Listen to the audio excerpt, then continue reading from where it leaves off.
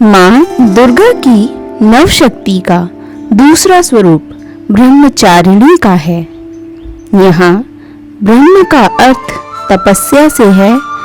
माँ दुर्गा का यह स्वरूप भक्तों और सिद्धों को अनंत फल देने वाला है। इनकी उपासना से तप, त्याग, वैराग्य, सदाचार और संयम की वृद्धि होती है। ब्रह्मचारिणी का अर्थ तप की चारिणी यानी तप का आचरण करने वाली।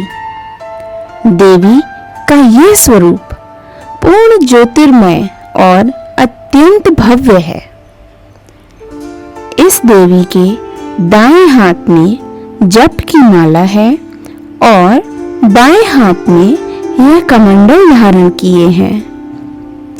पूर्व जन्म में इन देवी ने हिमालय के घर पुत्री रूप में जन्म लिया था और नारद जी के उपदेश से भगवान शंकर को पति रूप में प्राप्त करने के लिए घोर तपस्या की थी।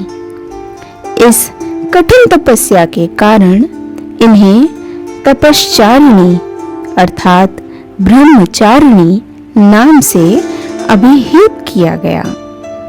1000 वर्ष तक इन्होंने केवल फल फूल खाकर बिताए और 100 वर्षों तक केवल जमीन पर रहकर शाख पर निर्वाह किया।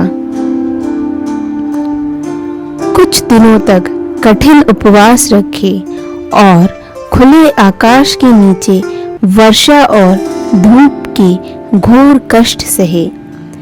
3000 वर्षों तक टूटे हुए बिल्व पत्र खाए और भगवान शंकर की आराधना करती रहीं।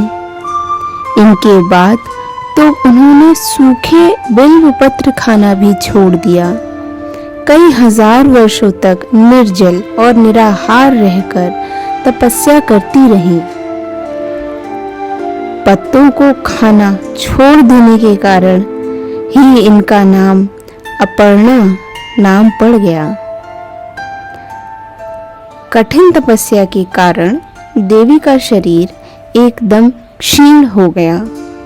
देवता, ऋषि, सिद्धगण, मुनि सभी ने ब्रह्मचारिणी की तपस्या को अभूतपूर्व पुण्य कृत्य बताया, सराहना की और कहा, हे देवी, आज तक किसी ने इस तरह की कठोर तपस्या नहीं की।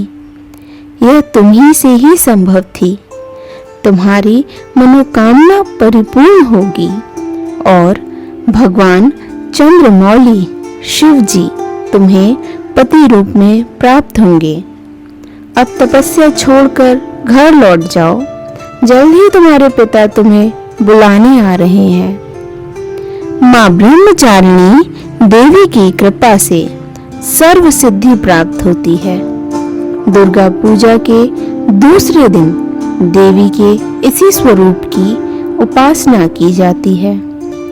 इस देवी की कथा का सार यह है कि जीवन के कठिन संघर्षों में भी मन विचलित नहीं होना चाहिए। नवरात्रि के दूसरे दिन की आप सभी को शुभकामनाएं। अगर यह कथा आपको अच्छी लगी तो आप कमेंट्स में ज़रूर बताएं। धन्यवाद।